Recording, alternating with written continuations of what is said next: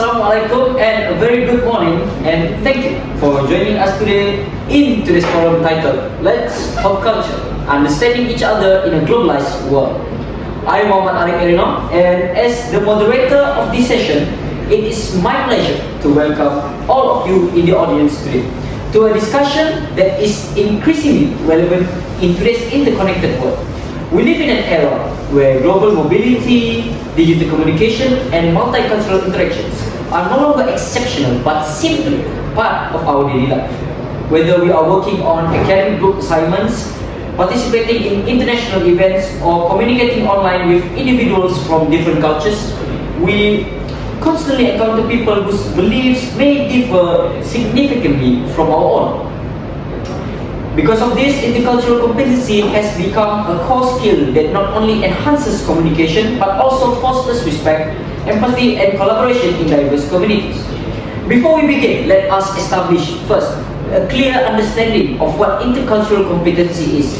In simple terms, it refers to the ability to interact effectively, and in this case, it requires such skills such as active listening, critical self-reflection, and an awareness of how our own cultural lens influence the way we perceive others.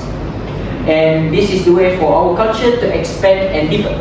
The purpose of today's forum is to discuss the knowledge, attitudes, and skills required to navigate multicultural environments successfully. To guide our conversation today, we have invited two speakers. We have speaker 3, which is Muhammad Azim, who will be talking about knowledge in cultural norms, and in speaker 3 we have Iskandar, who will be talking about the skills and attitudes needed for effective intercultural interaction.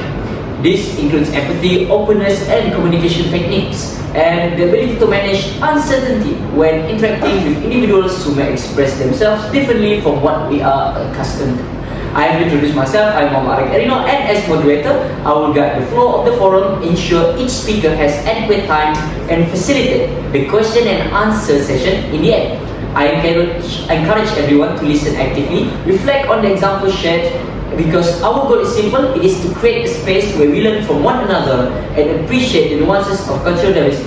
With that, let us begin. I now invite the second speaker, Muhammad Azim, to present his insights on cultural knowledge and its role in enhancing intercultural competency.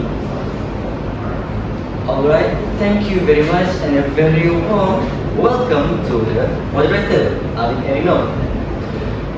And my segment focuses on the knowledge dimension of intercultural competency, in which it forms from the foundation of how we understand, interpret, and behave within culturally diverse interaction. When we talk about cultural knowledge, belief system, it is awareness and understanding of values, customs, tradition, and social norms of different cultural groups. It is not meant for stereotypes, but rather equips us with the ability to approach awareness and curiosity. One of the core aspects of cultural knowledge is to understand how communication styles vary across cultures, where meaning is conveyed indirectly through tone, gestures, silence, and shared understanding. One example is that communication. It includes Japan, China, and Middle Eastern societies. Since countries as Germany and United States rely on direct, explicit communication. A person from a low context background might misinterpret subtle cues as avoidance and might perceive direct communication as rude. Cultural knowledge also includes awareness of social norms. For example, the concept of time varies greatly across cultures. Societies such as Germany or Switzerland punctually is associated with discipline or respect, while other cultures practice what is known as polychronic time, where time is flexible and takes precedence over strict schedules. These two cultures put together without cultural awareness, frustration may rise. And it can carry entirely different meaning depending on their cultural context. For example, real situation further highlights the importance of cultural knowledge. Consider university group projects where students come from diverse countries. One student may prefer to brainstorm, while another prefers to structure tasks with clearly defined role. Without cultural understanding, this different behavior may be interpreted as laziness or disinterest, or different cultural standards of teamwork. In a workplace, for example, we may struggle to adapt local norms, may find it difficult to communicate with colleagues from different backgrounds. Cultural knowledge helps bridge these gaps by giving individuals the tools to interpret action more accurately. By traveling where possible and participating in cultural programs, however, the most important factor is having a genuine desire to learn and understand others. When we educate ourselves about different cultures, we not only reduce chance, but we also have different behaviors such as maintaining eye contact, personal space, or gestures like nodding and waving. They can carry entirely different words and meaning depending on cultural context. Okay, over to the moderator or move on to East. Thank you to our moderator and to speaker too for laying a strong foundation.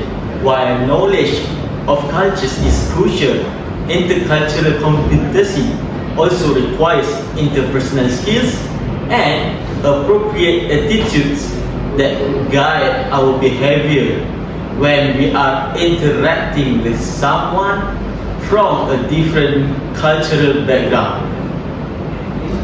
Without the right attitude, our knowledge alone may be insufficient or even misapplied.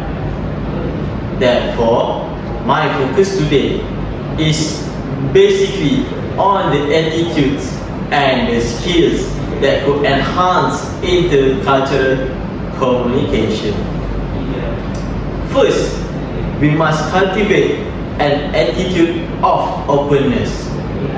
Openness involves being willing to suspend judgment, challenge our assumptions, and accept that our cultural perspective is not the only correct way of seeing the world.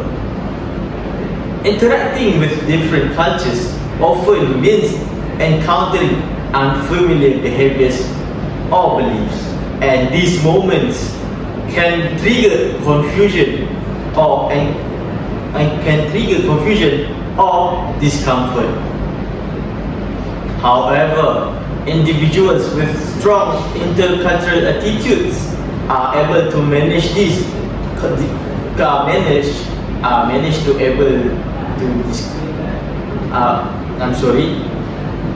A person with strong intercultural attitudes are able to manage this discomfort by staying curious rather than defensive.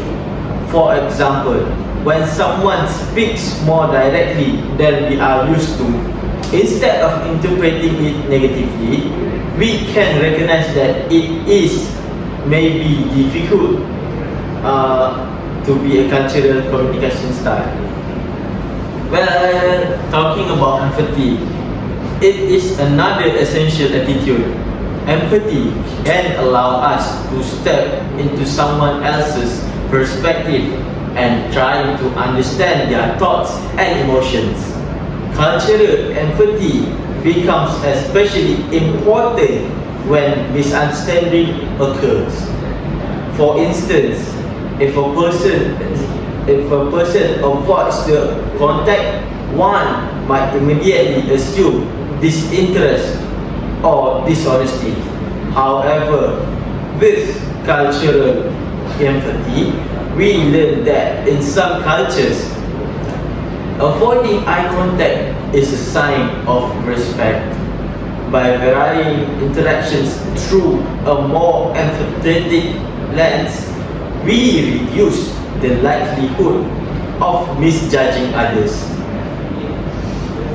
In addition to attitudes, there are several keys needed to effective intercultural communication.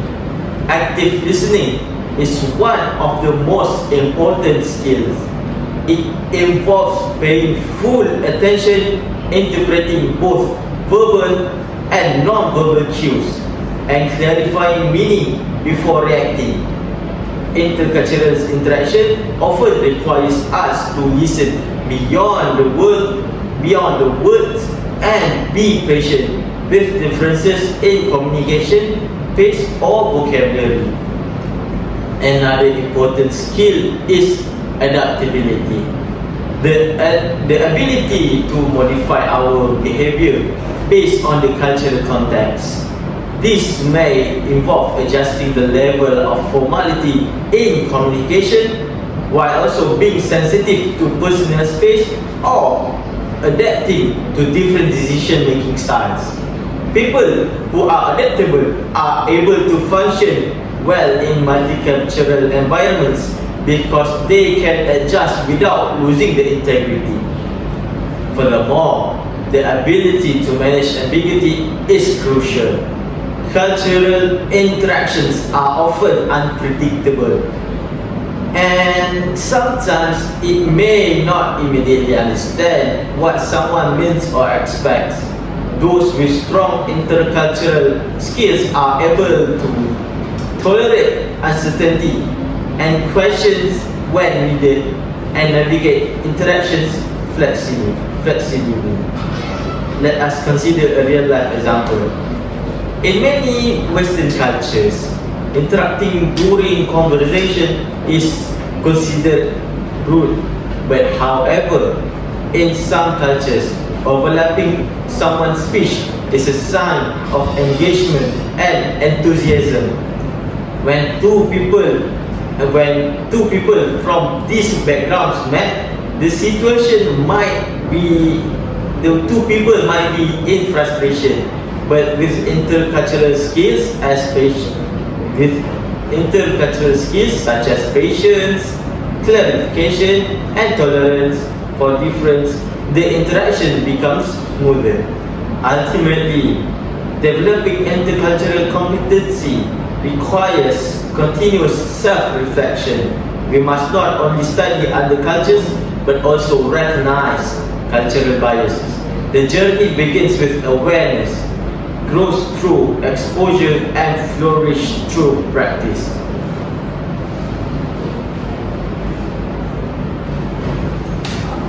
So thank you for the insightful information given by both our speakers just now. They did such a great job at explaining their parts.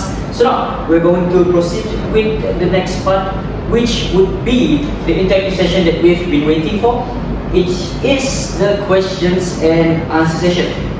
So now I'm going to open to the audience that whoever is ready, they can raise up your hand and ask a question. Yeah, that guy in the second row, please go ahead. Right, okay, thank you. My question is for speaker 2. You mentioned high context and low context cultures. How can we avoid stereotyping when using these categories? Alright, thank you very much for that important question. And you mentioned about high context and low context cultures, right? Okay, how can we avoid stereotyping when using these categories? First of all, high context and low context cultures are frameworks. Frameworks that help us understand their general communication patterns, but they should never be used to label or assume that all individuals follow these patterns strictly. People are shaped by multiple factors. For example, family, education, and personality. It's not just culture. So instead of assuming behavior, we use these frameworks as guides and remain open to adjusting our expectation and also what our expectation based on the individuals. So very well said. Does anyone else have a question? Hello. Yes, on the left side, please proceed. My question is for speaker 3. Alright. Sometimes when interacting with different cultures, I feel afraid of accidentally offending someone. How can we overcome this fear? Well, I'm sure that this problem, everyone could relate to it. So the fear of offending someone is very common, especially in multicultural environments. So one of the keys is to approach with interactions with humility and curiosity. If you are unsure whether something is appropriate, it is better to ask politely and to also observe the behavior of others. And most importantly, if a misunderstanding happens, acknowledge it sincerely.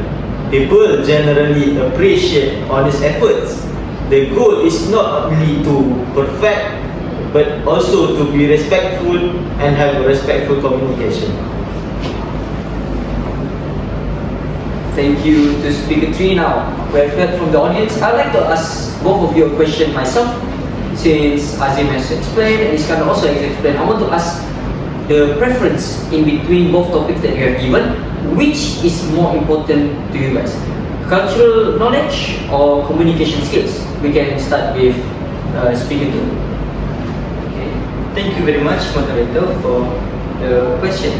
Again, I'll start with cultural knowledge. First of all, my opinion is that cultural knowledge is a platform. What I mean is a foundation that leads you to a knowledge that is important on how you could deal in communication later on with life. For example, as I said earlier, real life situation further highlights the importance of cultural knowledge. Consider university group projects where students come from diverse countries. One student may prefer to brainstorm collectively, while another prefers structured tasks with clearly defined roles.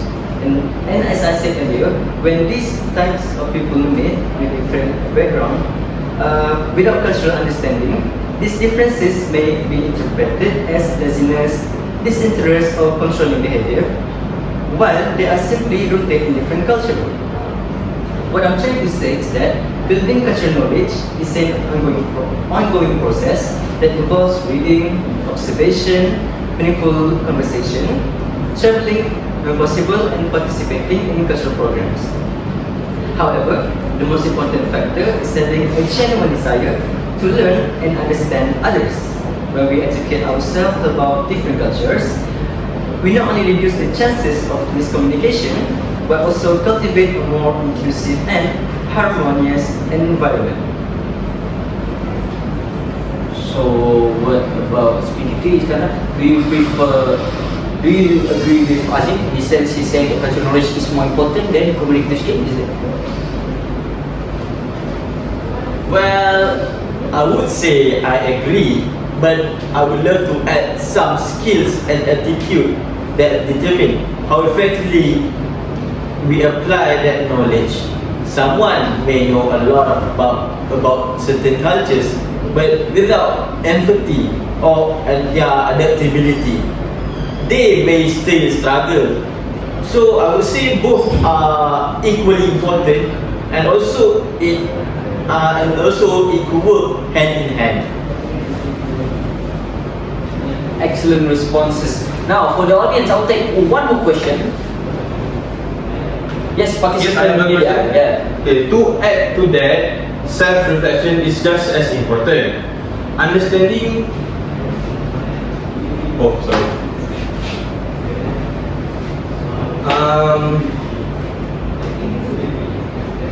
Okay, I have a question. Not that one. Okay, how can students build intercultural competency even if they have limited exposure to foreign cultures? We'll start with Speaker 2, Azim. I will start. Okay, your question is that how can students build intercultural competency even if they have limited exposure to foreign cultures? Well, first of all, exposures doesn't always require travel. The thing is, you can learn through books, films, podcasts, and online cross-cultural communities. Like one app that we use is like Omi TV or Omegle. We have online interactions there where we can ask and have real-time and real-life communication to us and to get more knowledge from others. And the thing is, even interacting with local multicultural groups provide opportunities. Okay. Then we move on to Speaker 3. Anything to add? Well, I would love to add something. So, self-reflection is also just as important. Understanding your own cultural assumptions already improves your intercultural competency even before interacting with others. Thank you for the answers, dear panelists. I believe that it has been such thoughtful answers that were given, and I will thank the audience for your questions. We will move on with the closing statements, in which I will be conducting it. As we reach the end of today's forum, I would like to take a moment to summarize the valuable insights shared by both of our speakers. Our discussion today has highlighted the intercultural competency is not just a single skill, but rather it is a combination of knowledge, attitudes, and communication strategies that enable us to interact respectfully and effectively with individuals from diverse backgrounds. I hear just now speaker to emphasize that there is importance of cultural knowledge. He kept mentioning how cultural knowledge is the key to understanding how different societies communicate, how they perceive time, how they express respect, and how cultural norms shape expectations within social and professional environments. Having this foundation is not only essential for us to recognize cultural differences, but we are also able to appreciate them as a source of richness rather than conflict.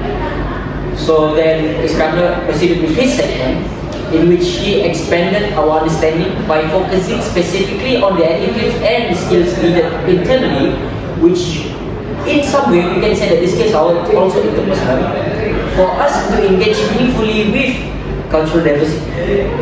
Through empathy, openness, adaptability, and active listening, we learn to navigate interactions where communication styles may differ from what we consider as normal. This part of the discussion reminded us that competency, it's not about memorizing facts about different cultures, it's not about just learning the language, but it is also about cultivating the ability to respond thoughtfully when encountering unfamiliar behaviors. Intercultural interactions often involve uncertainty, but with the right attitude and communication skills, we can transform those moments into learning experiences that deepen our understanding of the world and arguably of ourselves. The Q&A session further showcased how relevant and relatable this topic is. Participants, in which case we are talking about both speakers, they voiced their common concerns of unintentionally offending others, the challenge of avoiding stereotypes, and the question of whether knowledge or skills matter more in intercultural communication. The responses from them reinforce the idea that both aspects complement one another. In this case, there is a completion, and knowledge helps guide interpretation, while skills help us apply that knowledge respectfully. One cannot function effectively without the other. As we conclude, I would like to encourage everyone here to continue developing your intercultural competency, engage with people from different backgrounds, be curious about their experiences, and reflect on your own cultural assumption. In today's world, where global interconnections is increasing every day, being culturally competent is no longer an optional choice. It is no longer a skill that you have the choice to make either you want it or you don't. It is essential for personal success, professional collaboration, and the promotion of mutual understanding in society. So now I'm saying thank you again to both of our speakers for their insightful contributions, and to our audience for your engagement and insightful questions. We hope this forum has inspired you to observe, reflect, and grow in your intercultural journey. With that, we officially close today's session. Thank you and have a productive day ahead. Bye-bye.